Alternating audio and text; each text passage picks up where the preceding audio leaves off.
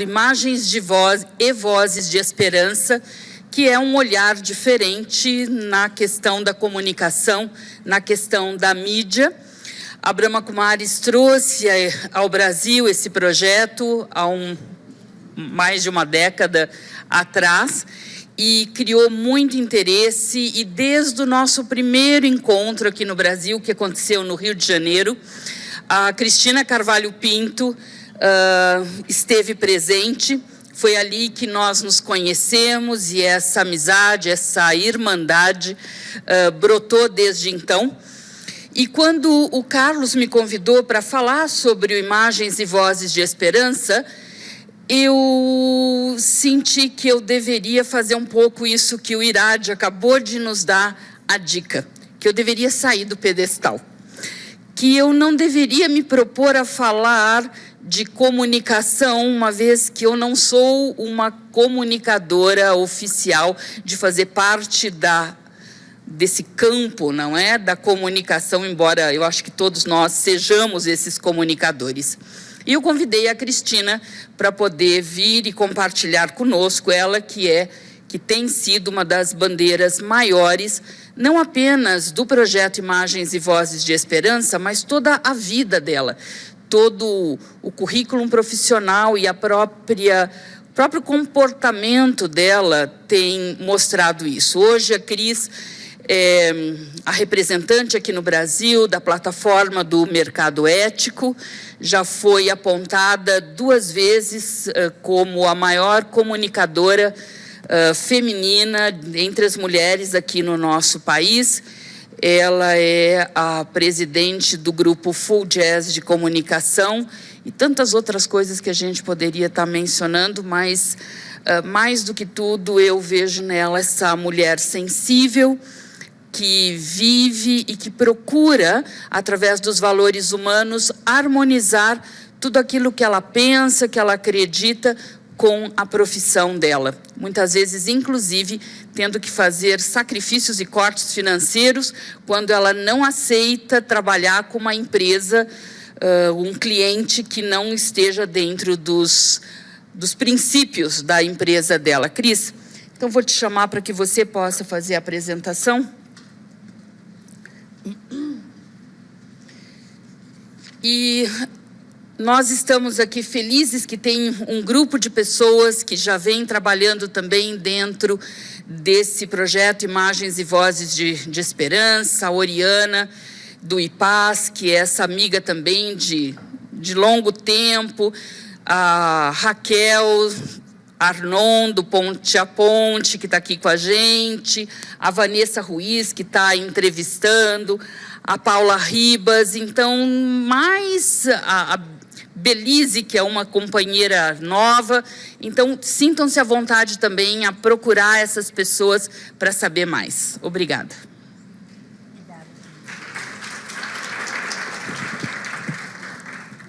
Obrigada, querida Luciana, grande mestra. Boa tarde a todos vocês. Acho que eu vou pegar esse outro microfone, vai ficar mais fácil. Boa tarde a todos. É uma honra muito, muito grande para mim estar aqui, porque, como aprendiz, eu falar para educadores do porte, dos que estão aqui nessa sala, é realmente uma honraria. O que a gente vai procurar fazer é mostrar por que é tão crucial transformarmos o ambiente midiático. Por que eu me sinto inteiramente comprometida com o movimento Imagens e Vozes de Esperança? Queria primeiro convidar vocês todos a anotarem o site, tanto nacional como internacional, o ive.org.br, e o internacional é isso aí em inglês, então IVOH, Images and Voices of Hope.org. O fato de saber que não estamos sozinhos, como acabamos de ouvir, nos nutre muito. O setor de comunicação, das comunicações, ele trabalha com o todo e é muito lotado de seres humanos muito solitários. cada um no seu gueto, cada um no seu esforço, no seu trabalho, tentando falar com todos. Então, por que é tão crucial transformar a mídia? O Iradi acabou de dizer assim, olha, a tentativa de falar em massa não funcionou. Mobilizar em massa. E eu entendo o que você está dizendo. Eu concordo com você. Quando a gente quer falar com o todo, a gente não fala com ninguém.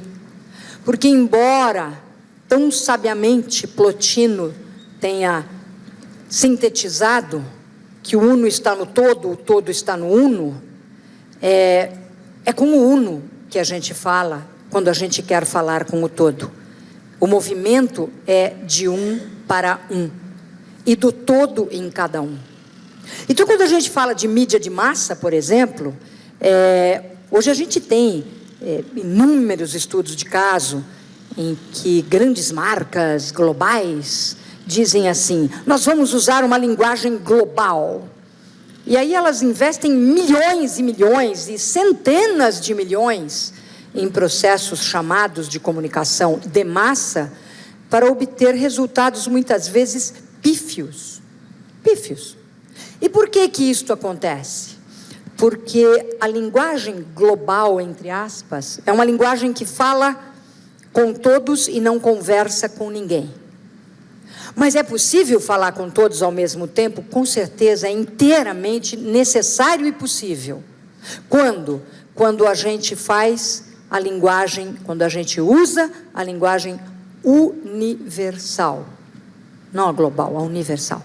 E qual que é a linguagem universal? É aquela que fala profundamente com um. Se ela falar profundamente com um, eu falei com todos. Então, estou aqui passando, agora veio. Quando a gente fala do modelo vigente, seja o modelo econômico, social, corporativo, aqui é Padre Nosso para todos nós que estamos aqui, porque todos nós somos estudiosos e conscientes do que está acontecendo com esse modelo implodido. O primeiro problema desse modelo do ponto de vista da comunicação, como eixo central da nossa conversa aqui, é que ele aniquila a autoapreciação. Na educação, não preciso falar nada, posso pular essa parte, né? Ela não é voltada à autoapreciação. Desde o lançamento desse evento maravilhoso, no dia do lançamento, em que estavam aqui os grandes mestres, inclusive sendo homenageados, a gente sentiu a diferença que faz um grande mestre que é apreciativo do que é o ser humano. A sociedade de consumo, obviamente, nos leva a abrir mão da nossa autoapreciação. Ela é feita para nos tornar não apreciadores daquilo que nós somos. Porque quando eu não sei quem eu sou, eu me encho de penduricalhos que digam quem eu sou. Eu preciso do carro, da grife, do sapato, da mulher do meu lado, que seja a simbologia. Eu preciso de tantas coisas. Quando eu sei quem eu sou, eu não preciso, olha, gente, de quase nada. Nós sabemos disso. A mídia virou o quê? Um império de estereótipo. Eu ainda sou do tempo que existia aquela máquina chamada clichê, viu, gente? Numa outra encarnação, quando eu comecei a trabalhar com comunicação, eu tinha 17 anos, a gente criava alguma coisa para a mídia e ela ia para uma máquina chamada clichê, né? Então, o estereótipo é isso. Tinha lá o estereótipo. Plom, plom, plom, plom, plom, e iam saindo, né? Jornais e tal. Puxa, ainda bem que tem o Alan aqui olhando para mim como se você também estivesse lá, né, Alan? Bom, então, a mídia é um verdadeiro império de fazer o plan, plan, plan, plan, plan com esta máquina totalmente em fora de uso, só encontrável em museus, mas a máquina continua operando, não é? Por quê? Porque se eu não estou interessada em você, então, como eu desenho um ser humano? Se eu não estou de fato interessada em ninguém aqui nessa sala, e vocês pedirem para eu definir um ser humano, eu vou precisar criar um que não existe. E esse um não é de verdade. Num No mundo da profissão, a gente inventou um conceito de sucesso. E a mídia é um grande devastador, turbinador daquele modelo de sucesso que é absolutamente esquizofrênico. Então, nos processos midiáticos, seja nas novelas, nos programas de auditório, na propaganda, no jornal, quando a gente fala de sucesso ou retrata o sucesso, ele sai daquela máquina que fazia plam, plam, plam. Ele mostra seres humanos, se for homem, evidentemente, ele tem que ter uma cara de executivo. Como se fazer sucesso significasse ser executivo. Eu imagino que para um professor, para um educador, fazer sucesso, o que é o sucesso para um educador? É sentir que o seu trabalho gerou indivíduos, contribuiu, não é gerou, contribuiu para a formação de indivíduos que têm curiosidade por aprender, que têm prazer de expandir sua própria consciência, que têm vontade de trazer o conhecimento para dentro de si, para uso do bem de todos. Eu imagino que o sucesso de um professor é entender que os alunos estão motivados, querendo mais, com interesses interessantes, né? Interesses interessantes. Porque hoje a gente fala de interesse tão desinteressante na cabeça, muitas vezes, das crianças e dos jovens, plantados esses, entre aspas, interesses, por processos midiáticos. Meu pai era um grande cirurgião. O sucesso para ele, que era um homem que viveu com grande humildade, dificuldade financeira, sucesso para ele era salvar vidas. Só sucesso. É chegar em casa 3 noites sem dormir, sem ter tempo para descansar, sem ter tempo para comer e falar, olha, conseguimos, salvamos. Isso é sucesso. Ele não usava terno, gravata, nem andava nos jatinhos particulares. Então, esta imagem profissional, quer dizer, esse conceito de sucesso é outro paradigma que saiu da famosa máquina dos estereótipos. Isso gera uma autopercepção nossa, uma autopercepção controlada por fatores fictícios, óbvio, né? Padrões, valores fictícios. O setor de comunicações, ele é um espelho da disfunção corporativa e social. Por que ele é espelho e eu pus corporativa na frente? Porque, obviamente, especialmente em países como o nosso, a mídia é inteiramente financiada por corporações. Então, as corporações querem que o espelho seja o espelho que elas desejam para a chamada sociedade de consumo. E o que as corporações, em geral, eu não quero generalizar, porque estão surgindo fatos imensamente positivos e novos no mundo corporativo. A média, o que é do mundo corporativo? Ela precisa do chamado consumidor. Olha que palavra mais absurda. Consumidor é uma coisa que consome, é isso? Então, ela precisa de pessoas anestesiadas, que não têm autoapreciação nenhuma, que precisam de parafernálias para tentar encontrar a sua própria identidade. O descolamento está aí. A nossa inteireza fica jogada fora. Quando eu montei essa palestra aqui, eu tinha passado numa banca de jornal e tinha falecido a Elizabeth Taylor naquela fase. E eu ia fazer essa palestra num evento enorme lá em BH, chamado Sustentar. E aí, eu tive essa curiosidade. Eu falei, como eu trabalho muito com mídia não obrigatoriamente impressa, eu falei, eu vou pegar uma banca de jornal, capa de revista, né? E lá estava assim, na Isto É, o terror chega à escola. Aquele menino que de tão abusado foi naquela escola no Rio de Janeiro, tinham colocado até a cabeça dele dentro de um sanitário e soltado a descarga, ele, enlouquecido, foi lá e matou um monte de gente e aí se matou. Então, o terror chega à escola. Será que é o terror que está chegando à escola? Porque nessa matéria se levantava até a possibilidade dele estar ligado a movimentos terroristas. Então, não é o terror que chega à escola. Dentro da escola estão acontecendo coisas aterrorizantes, capazes de enlouquecer pessoas, numa sociedade que não consegue conter a loucura que está em casa, que está no trabalho dos pais e que, obviamente, é transferida para os filhos. Aí estava acontecendo o príncipe e a plebeia que estavam se casando. E foi o casamento do milênio, não sei se vocês sabiam disso, porque o milênio parece que começou outro dia, mas já é o do milênio. Qualquer coisa que vier acontecer nos próximos 900 e poucos anos, esqueçam, porque o casamento do milênio aconteceu já, tá? Então, todo mundo, o interesse de todos nós é decorar modelo de roupa, o que disse, o que não disse, e assim por diante. Mas ali também tinha a Elizabeth Taylor, que tinha acabado de falecer, e ali tinha um subtítulo: A Mulher que Viveu e Amou Como Nenhuma Outra. Se algum de nós aqui acha que ama, esqueça. Ela amou como nenhuma outra, ela viveu, ela amou mais.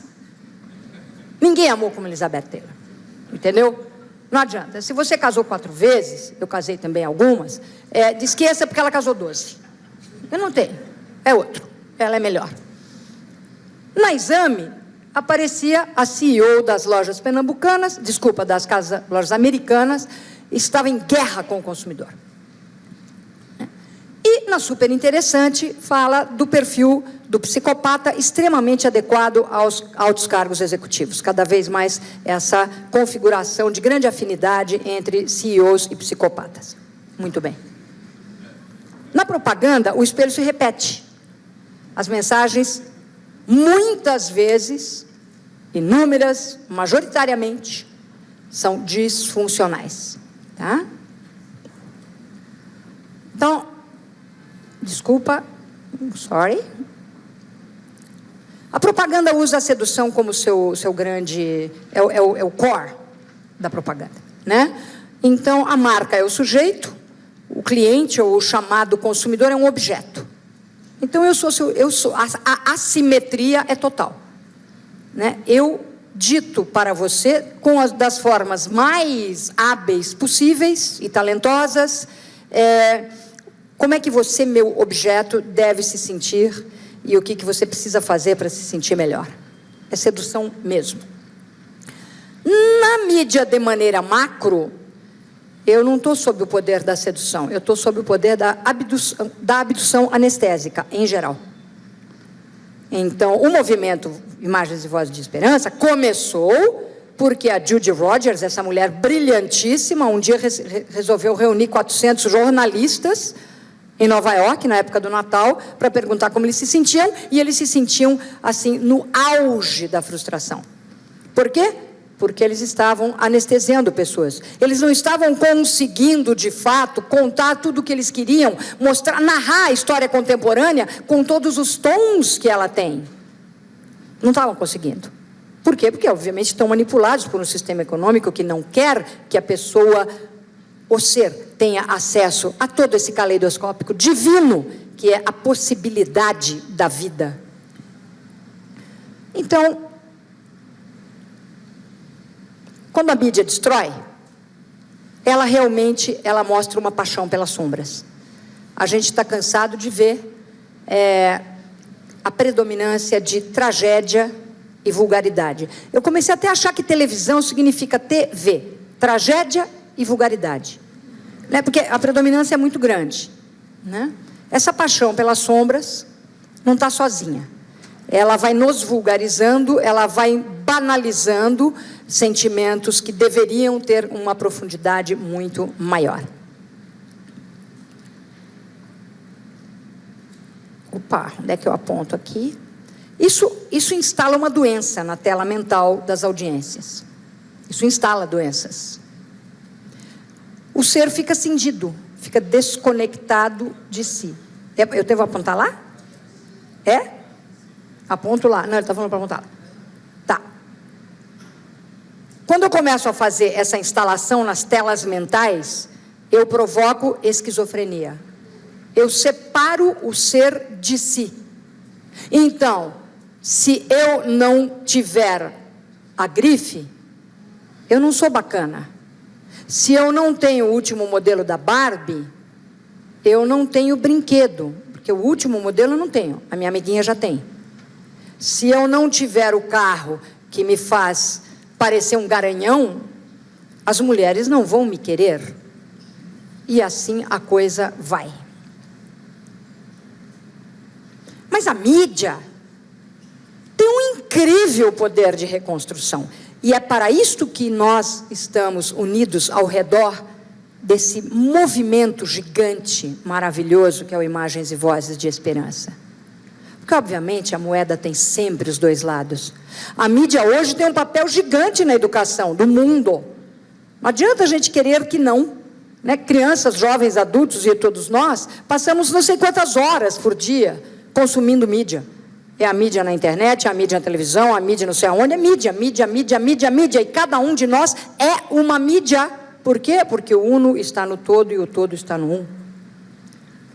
Quando a gente usa esse poder de reconstrução, como indivíduos, ou como coletividades, ou como mecanismos de comunicação, a mídia pode resgatar a autoestima das pessoas. Ela pode resgatar raízes culturais, os valores pelos quais vale a pena viver. Outro dia eu estava lembrando das novelas, né? A gente teve Roque Santeiro, teve Rei do Gado, teve novelas incríveis com temáticas muito interessantes que iam buscar, teve Pantanal, não é? Que iam buscar raízes da cultura brasileira.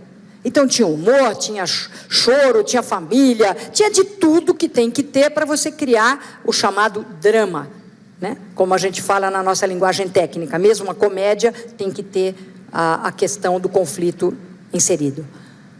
Mas e hoje? Eu pego as 3 últimas, 4 últimas ou mais novelas do maior veículo de comunicação do país, no horário nobre, e em todas elas a personagem central é um psicopata. Em todas, sem exceção, todas essas novelas do horário nobre, onde estão as criancinhas sentadinhas ali.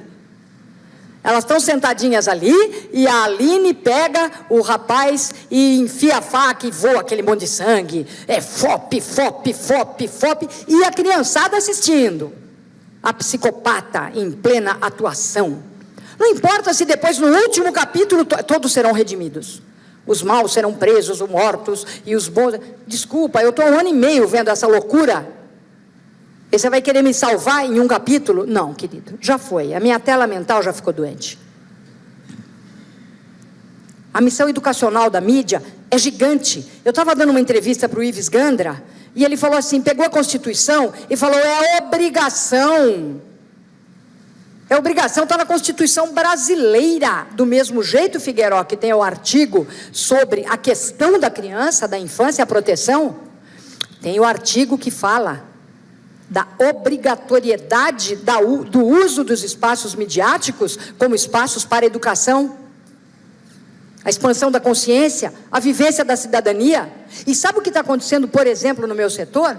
Toda vez que alguém começa a abrir, a expandir os horizontes da sua consciência, ele começa a ser rotulado de politicamente correto. O politicamente correto, eu que trabalhei muito também dentro dos Estados Unidos, é o cerceamento absoluto do ser. É uma lista que você vai ticando. Tum, tum, tum, tum, tum. Isso não é a liberdade. Isso não é a verdadeira ética. Politicamente correto é um assunto. Expansão da consciência é outro assunto. Em que eu vou atuar para o bem de todos e com respeito a todos, porque eu me sinto com vontade de fazer isto, porque isto já está em mim, não porque me passaram um monte de regrinhas, senão eu serei preso ou processado. Essa vivência, ela precisa ser expandida através de processos criativos. Porém, hoje, olha a loucura, do mesmo jeito que o jornalista é treinado dentro das redações para acreditar que se sangra, lidera, que é o famoso, o lead, né? Quem for jornalista aqui sabendo o que eu estou falando, né? Que if it bleeds, it leads. Né? Do mesmo modo que essa coisa louca foi plantada na mente do jornalismo, também foi plantada na mente dos criadores de novelas, propagandas, programas e outras variedades e tal, que se não tiver muita safadeza, muita sacanagem, desculpa a expressão, muita vulgaridade e assim por diante, não vai liderar. O povão quer aquilo. Então eu me lembro quando eu tinha 15 anos, que quem estava lá na televisão tocando música era o Chico Buarque, era o Caetano, era o Tom Jobim, não é assim? Era o Toquinho, era o Vinícius de Moraes, e eu falo, o povão todo queria eles. Os queria, queridos professores. O povão todo queria. Quem disse que o povo não tem bom gosto? Quem disse que o povo não gosta de talento? Quem disse que o povo não quer expansão da consciência? Então, criou-se a mais perigosa esquizofrenia, que nós precisamos salvar disto a mídia. Criou-se a sensação louca e cindida de que, se eu sou muito criativo, como os criativos somos irreverentes por natureza, então, se eu sou muito criativo, eu não posso ter ética, porque a ética é um cerceamento da minha capacidade de ser irreverente e de romper com padrões. Verdade? Não, mentira. Sofisma barato, ridículo, vagabundo, sofisma de quinta categoria.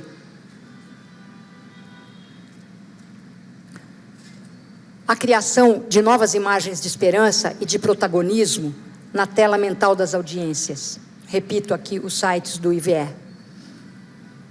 A mídia, quando ela atua no seu verdadeiro papel, ela faz isto. Ela cria. Todos nós, a nossa mente é uma tela. Ora, se eu pus naquela tela, ou se eu pus nesta tela, o que eu estou pondo na tela que é cada um de vocês? A mente de cada um.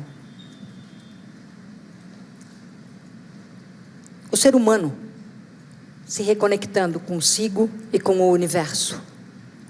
Se eu me reconectei comigo, eu já estou conectada com tudo e com todos.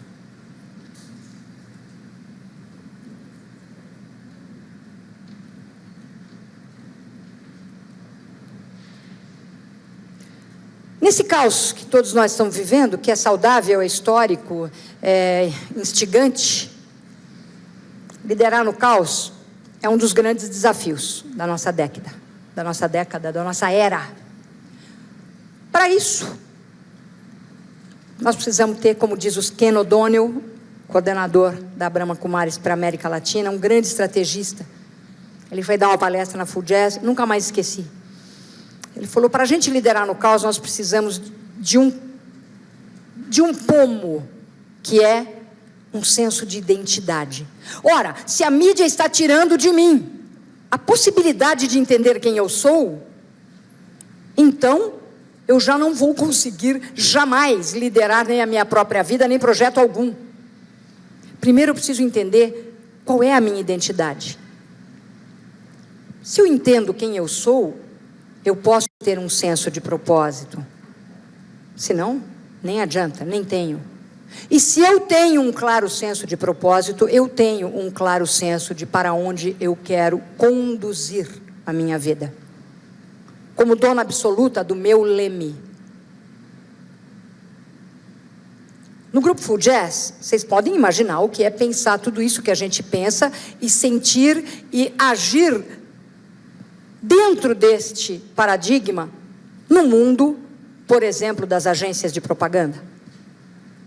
É uma coisa estranha, é um bicho difícil de ler, o Grupo FUJAS. Ninguém entende bem o que é isso, o que deu nela. Será que baixou a Madre Teresa? Já me falaram que eu era uma virgem naquela casa onde não entram as virgens, né? Meu marido ficou bastante ofendido, mas, enfim, né? Ele falou, quem disse que ela é virgem aqui? Né? Bom, então, a cultura do Grupo FUJAS e as suas atividades irmãs, a gente percebeu que para reforçar uma cultura de coerência, nós precisávamos criar mecanismos para nos alimentarmos a nós mesmos e com isso conseguir espargir esta visão, esse sentimento. O IVE, como diz bem a Luciana, não só a gente abraçou, a gente teve o prazer até de fazer o primeiro site, né, Luciana? De participar de encontros internacionais. Quer dizer, para nós é fundamental fazer parte desta rede. Fundamental. Isso nos alimenta. Em 2010, eu me juntei com alguns grandes empresários aí brasileiros, pessoas que a gente acabou conhecendo, não nesse papel do empresário, mas sim como seres humanos maravilhosos que são, para a gente conversar sobre legado pessoal. E dessa conversa surgiu esse movimento do qual nós fazemos parte, somos cofundadores, que é o Shift. Queria convidar todos vocês a visitarem essa mídia, que é shift.org.br. Tem muita coisa linda na mídia, gente. Muita coisa linda. O mercado ético, como a Luciana mencionou, é hoje provavelmente, aqui está o Alan, que conhece muito as mídias voltadas às causas da sustentabilidade, ele é provavelmente o maior portal do mundo sobre sustentabilidade. Essa palavra tão vulgarizada também.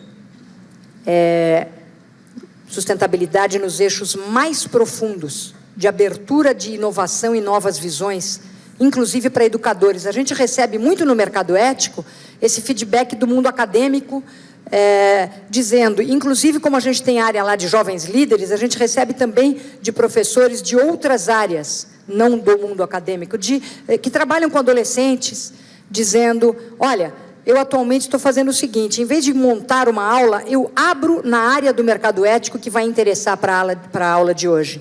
E isso gera muito debate, muito conteúdo inovador. Programas para TV e rádio, a gente vem criando, fizemos para a Band, para a HSM Management TV, para a TV Climatempo, quando ela estava inclusive na Sky, agora acabou de sair da Sky, para a Rádio CBN nós fizemos mais de 200 boletins, e hoje no próprio portal Mercado Ético a gente tem a TV Mercado Ético. Então, o que a gente acredita é que fazer mídia, quando você está à frente de um grupo de comunicação, você tem que ir buscando novas brechas, buscando áreas que têm a ver com jornalismo, buscando áreas que têm a ver com pura inspiração. Está aqui a Rosa Alegria, que é quem conduz, junto com a Aline Alegria, que é filha dela, que é uma legítima herdeira, a mulher que é um ícone do conhecimento de tendências do futuro no Brasil. Ela é a construtora do site do Shift, por exemplo. O Mercado Ético, ano passado, ganhou o veículo do ano, né, Alan? Na área de sustentabilidade, no prêmio HSBC de jornalismo. Ou seja, a gente está procurando sair desse mundinho do chamado branding para entender o que é usar a mídia para ser um espelho daquilo que nós estamos tentando ser em nós, dentro da glândula timo. Uma imagem e uma voz de esperança. Muito obrigada.